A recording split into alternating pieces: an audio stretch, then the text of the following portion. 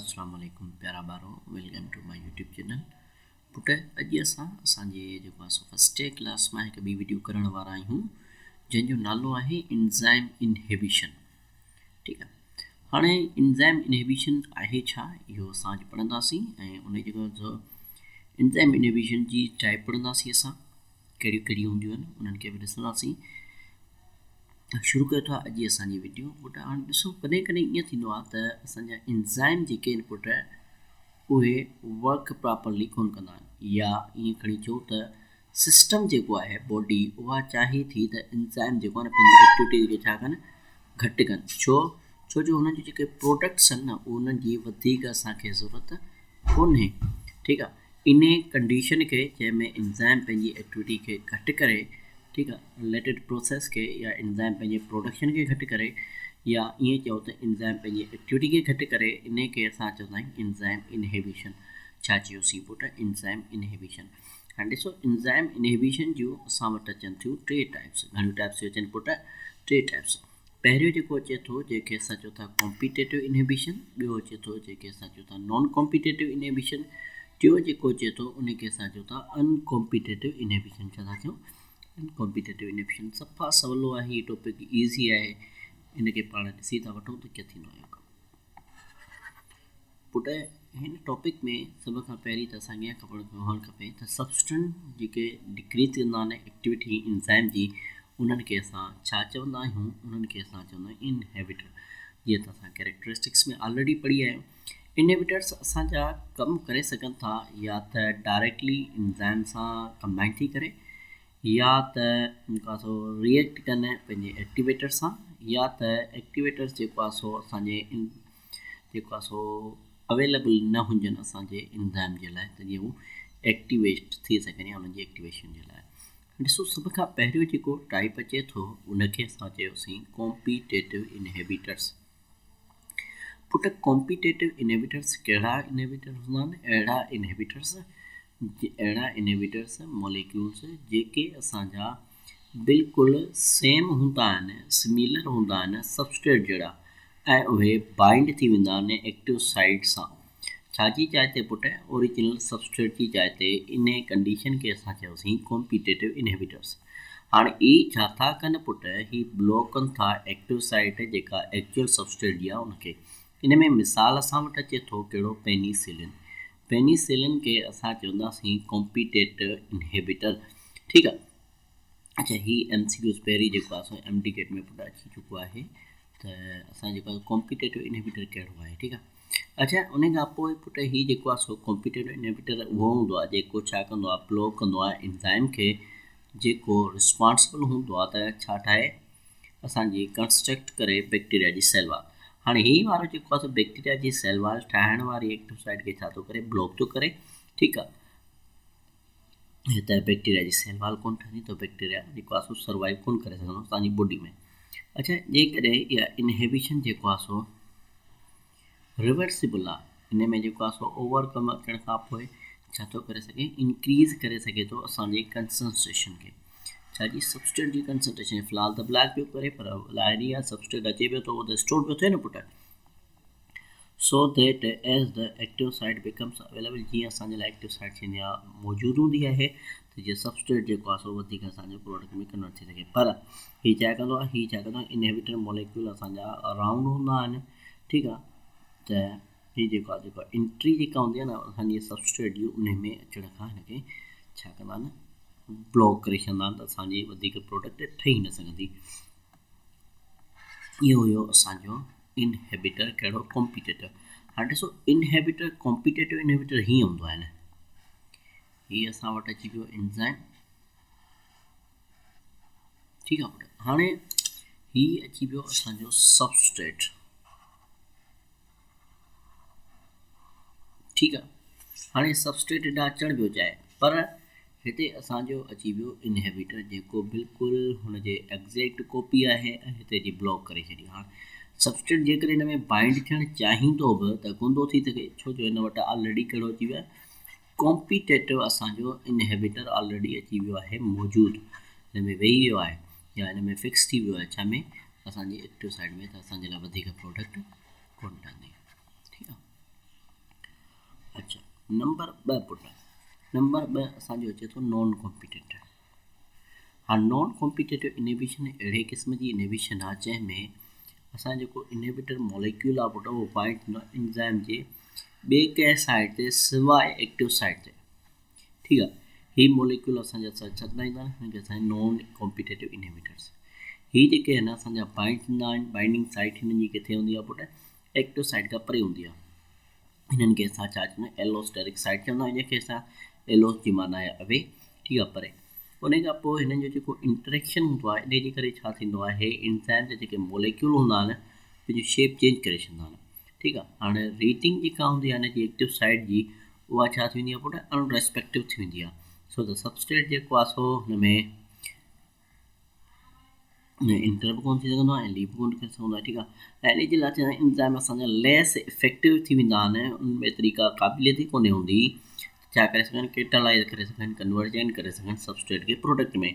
हीअ असांजो मेनली छा में थो अची वञे पुट, फीडबैक इनहिबिशन में थो अची वञे, जंहिंजो मिसाल आहे हीअ बि असांजो छा आहे, मिसाल कंहिंजो आहे पुट, हीअ बि असांजो आहे reversible non competitive enzyme inhibition.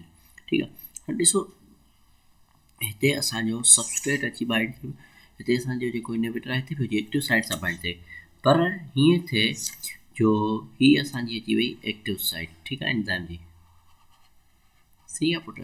हाणे ॾिसो हिते असांजो जेको आहे सो सबस्ट्रेट खे बाइंड जेको इनहिबिटर हिते बाइंड करे त उहो थी वियो कॉम्पिटेटिव, ऐं जेकॾहिं हिते बाइंड थो करे, मिसाली ॻाल्हि आहे, ठीकु आहे, हिन सबस्ट्रेट हिते अची वियो, हीअ असांजो जेको इनहिबिटर अची वियो। हाणे इनहिबिटर छा कयो आहे, एंजाइम जी एक्टिव साइड खे करे छॾियो आहे छा, चेंज।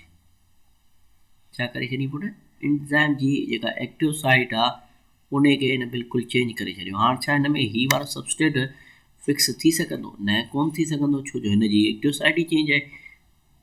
इन खे असां छा चवंदा आहियूं, इन खे असां चवंदा आहियूं असांजो नॉन कॉम्पिटेटिव इनहिबिटर। अच्छा, नेक्स्ट जेको पुट अचे थो, जेके असां चवंदा अनकॉम्पिटेटिव इनहिबिशन। हाणे अनकॉम्पिटेटिव इनहिबिशन जो ॿियो नालो आहे एंटी कॉम्पिटेटिव इनहिबिशन। छा नालो आहे पुट, एंटी कॉम्पिटेटिव इनहिबिशन बि नालो आहे हिन जो। हीअ वरी तॾहिं थींदो आहे जॾहिं असांजो जेको आहे सो एंजाइम इनहिबिटर तॾहिं बाइंड थींदो आहे पुट जॾहिं तव्हांजो सबस्ट्रेट कॉम्प्लेक्स ठही वियो हुजे। छा ठही वञे, सबस्ट्रेट कॉम्प्लेक्स ठही वियो हुजे, कंहिंजे विच में, एंजाइम ऐं सबस्ट्रेट जे विच में असां एंजाइम सबस्ट्रेट कॉम्प्लेक्स ठही वियो हुजे, ऐं हिते जेको आहे असां जेको इनहिबिटर अची बाइंड थी वञे, इन खे असां चवंदासीं छा, इन खे असांजी अनकॉम्पिटेटिव या एंटी कॉम्पिटेटिव। हाणे हिन में छा थींदो आहे त असांजा ॿ या ॿिनि खां वधीक जेॾी महिल सबस्ट्रेट अची बाइंड थियनि त उन सां गॾु जेको आहे सो इनहिबिटर अची बाइंड थींदो आहे ऐं प्रोडक्ट में कन्वर्ट कोन ॾींदो आहे। इन खे असां छा चवंदा आहियूं, इन खे असां चवंदा आहियूं अनकॉम्पिटेटिव इनहिबिशन। ॾिसो इहो वरी कीअं आहे, ॾिसो मिसाली ॻाल्हि आहे, हीअ असांजो हिकिड़ो सबस्ट्रेट आहे, सॉरी एक्टिव साइट आहे। ठीकु आहे, हाणे हिन एक्टिव साइट में असां चऊं था त बाबा हीअ हिकिड़ो असांजो सबस्ट्रेट आहे, ठीकु आहे, ऐं एंजाइम जी एक्टिव साइट आहे, ऐं हीअ हिकिड़ो ॿियो सबस्ट्रेट आहे असांजो। हाणे हिननि खे त प्रोडक्ट में कन्वर्ट थियणो आहे, पर हिननि जे प्रोडक्ट में कन्वर्ट थियणु ॾिनो ई कोन पियो वञे। छा पियो वञे, हिते असां जेको सबस्ट्रेट को मॉलिक्यूल अची बाइंड थी थो वञे, इनहिबिटर, इन खे असां चवंदा आहियूं अनकॉम्पिटेटिव इनहिबिटर या एंटी कॉम्पिटेटिव इनहिबिटर। त छा थियो, हिन जी एक्टिव साइट त ब्लॉक थी वई, हाणे कमु करे ई कोन, एक्टिव साइट न बल्कि सबस्ट्रेट त ब्लॉक थी विया, हाणे वधीक प्रोडक्ट में कन्वर्ट कोन पिया थी सघनि। इन खे असां छा चवंदा आहियूं, इन खे असां चवंदा आहियूं अनकॉम्पिटेटिव इनहिबिटर। ठीकु आहे पुट। हाणे ॾिसो ॻाल्हि अचे थी त हिन जी सिग्निफिकेंस छा आहे, इन एंजाइम जी जेका इनहिबिशन आहे इन जी सिग्निफिकेंस छा आहे पुट। हीअ असांजो कमु करे थो एज़ अ छा जे तौर ते, as a major control mechanism जे तौर ते कमु करे थो असांजे बायोलॉजिकल सिस्टम में। ख़ासि करे जॾहिं इनहिबिशन असांजी थींदी आहे हिकिड़े नंढे मॉलिक्यूल जे तरह, हीअ असांजो छा में बि इस्तेमालु कयो वञे, एज़ अ स्ट्रेटजी जे तौर ते इस्तेमालु बि कयो वञे, छा जे लाइ, ड्रग डिस्कवरी जे लाइ। ठीकु आहे, हीअ असांखे इहा पिणु इंफॉर्मेशन या नॉलेज ॾिए थो त असां जेके मेटाबॉलिक पाथवे आहिनि किथां हलनि। ठीकु आहे, हीअ असांजे सबस्ट्रेट खे पुठि आइडेंटिफाई करे थो ऐं कंडीशन जेके क्रिटिकल हूंदियूं आहिनि असांजे कैटालाइसिस जे लाइ उन्हनि ते, उन सां गॾोगॾु एंजाइम इनहिबिटर जेके आहिनि पुट, इहे असांजा इस्तेमालु कया वेंदा आहिनि छा जे लाइ, screen various level of disease, मुख़्तलिफ़ क़िस्म जी जेके डिज़ीज़ आहिनि उन्हनि खे स्क्रीनिंग जे लाइ इस्तेमालु कया वेंदा आहिनि। ठीकु आहे, जेके छा कंदा आहिनि, प्रोपोल कंदा आहिनि ग्रोथ ऑफ इनहिबिटर्स जी, जेके इनहिबिटर्स जी ग्रोथ खे वधाईंदा आहिनि। ॾिसो फीडबैक मैकेनिज़म जेको आहे इन जी इनहिबिशन कीअं थींदी आहे इहो थोरो ॾिसी था वठो। त इनहिबिशन आहे छा पुट, ही हिकिड़ी छा आहे एक्टिविटी आहे जेका हर इंज़ाइम कंदो आहे सेल जे अंदरि, जेका रेगुलेट कंदी आहे छाजी असांजी फीडबैक इनहिबिशन खे। हाणे ईअं खणी चओ त हिकिड़ो बायोलॉजिकल कंट्रोल मैकेनिज़म आहे जॾहिं एक्टिविटी जेको आहे इंज़ाइम जी घटि कई वेंदी आहे, ठीकु आहे, छाजे करे, कंहिंजे करे, छो जो हिन जी जेका प्रोडक्ट आहे न उहा एतिरी ठही वई आहे त उनखे घटि कयो वञे जीअं वधीक प्रोडक्ट न ठहे, इन खे असां चवंदा आहियूं फीडबैक इनहिबिशन। छा चयोसीं, फीडबैक इनहिबिशन। हाणे हीअ जेको प्रोसेस आहे पुट हीअ रिवर्सिबल आहे, छा आहे रिवर्सिबल आहे कंहिंमें, नॉन कॉम्पिटेटिव इनहिबिशन में।